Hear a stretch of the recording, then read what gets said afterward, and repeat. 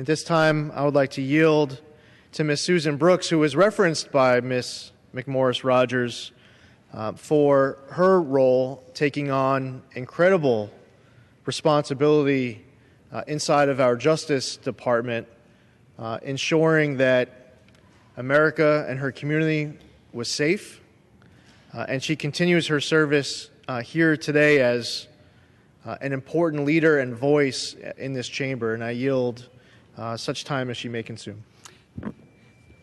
Thank you, Mr. Speaker, and thank you to the gentleman from New York. And I want to also thank and commend him for his service to our country and his many years of service in the armed services.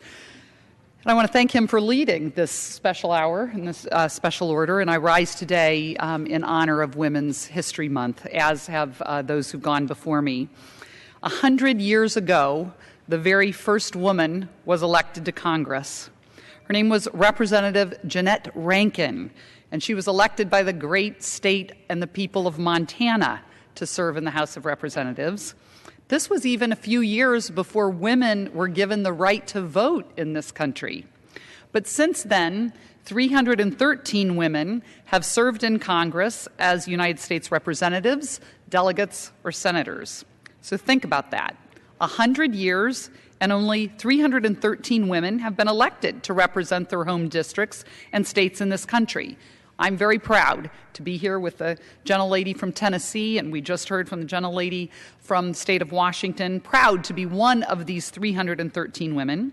When I was elected, I joined my colleague from Indiana, Jackie Walorski, and we were in fact the first Republican women elected to represent the state of Indiana in 53 years. It had been 53 years since a representative, her name was Cecil Hardin, represented the western part of our state, and she served in Congress for 10 years, from 1949 to 1959.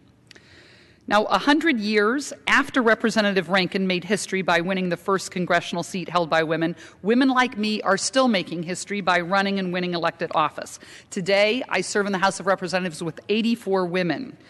And as you've just heard, we are as diverse as the places we represent, and yet, as I talk to my colleagues, we all agree on one thing. We have much more work to do. And even though there are a record number of women in Congress, we're still just 20% of the total. We're not alone, however, in that gender disparity. From Congress to state legislatures to governors and mayors' offices, women represent about 1 in 5 elected officials. That figure has remained relatively consistent since the 1990s. We've plateaued. And it's not just in Congress. That same gender disparity can be seen at the Emmy Awards, in the executive boardroom, and in the newsroom. This Women's History Month, instead of just focusing on all of the incredible accomplishments and achievements of the women that have come before us, I also want to mention for a short time about our hopes and our goals for the future, our dreams for what women will be able to accomplish in the next 100 years. More women are now earning college degrees, associates, bachelor's, and doctoral, than men today. And these women, as they graduate, are actually more likely than their male counterparts to have a job lined up. These young women are the future history makers who will work on the front lines to fight cancer and to find a cure to cancer. They will serve with dignity in this chamber, and they will serve in leadership levels in all levels of government. They will be the women who will lead in the boardroom, and they will be the women who will build the next generation of technology. We know that there are women coming behind us who will be making a difference.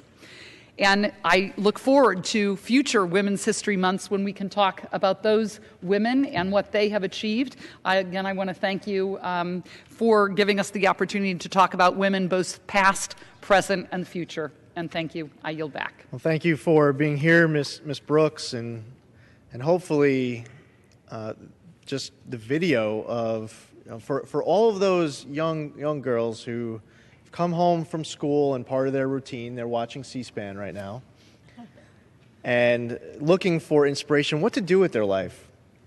High school, college, you try to figure out what the right path is for you, and you search around for role models, and I can only imagine how many women have asked you, how? What's the path? Tell me. And there really isn't any one path to get to this chamber or to be that teacher or that veteran. But you have pursued a path that I'm sure inspires so many in your home district. And I greatly thank you for your service to our country. Well, thank you, Congressman Zeldin. And I must say that certainly when I started my path right out of college, I would not have ever guessed that I would have been here in the United States House of Representatives.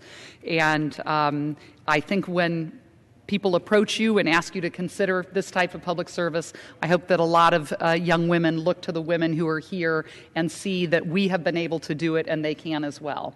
And it's an honor to serve with you. Yeah, I would also manage, I would venture to guess that during your time as a prosecutor in our judicial system that there have been countless women who you've seen firsthand searching for that advice on how to go through that really tough challenge in their life and feeling vulnerable or trapped. And that strength of character, knowing that there's someone around to help you out of tough times.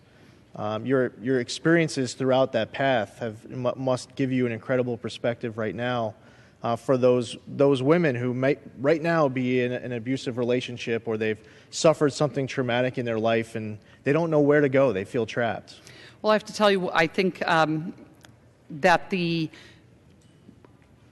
have been a number of women role models in my life, women who have served as judges, federal judges, state court judges, who have been tremendous mentors to the women of the bar. I've been an attorney for 30 years, and there is a sisterhood of those who practice law and who work to uphold the laws, and so we work together to try to support each other, not just in the courtrooms, but in our professional career paths. And women like Federal Judge Sarah Evans Barker, who is about to retire, another federal judge, Sue Shields, who was the first female judge in the state of Indiana. She was first female judge at the state court level and then also served in federal bench as a magistrate. And they have been strong role models and have helped us as lawyers deal with our colleagues or those who we are bringing through the ranks and offering that hand up. As they have offered that hand up to me, we're often trying to make sure that women can overcome whatever obstacles they might have in continuing their career path. And I'm witnessing it firsthand. You're giving back many times over. And thank you for being here and participating in honor of Women's History Month and for all of what you do to create your own legacy and trailblazing yourself. Which I'm sure will be spoken about many years to come. Well, thank you, Congressman Zeldin, and I only hope to make Congresswoman Cecil Hardin, who served from 49 to 59, her legacy proud to be a member serving in this great chamber from the great state of Indiana. So thank you.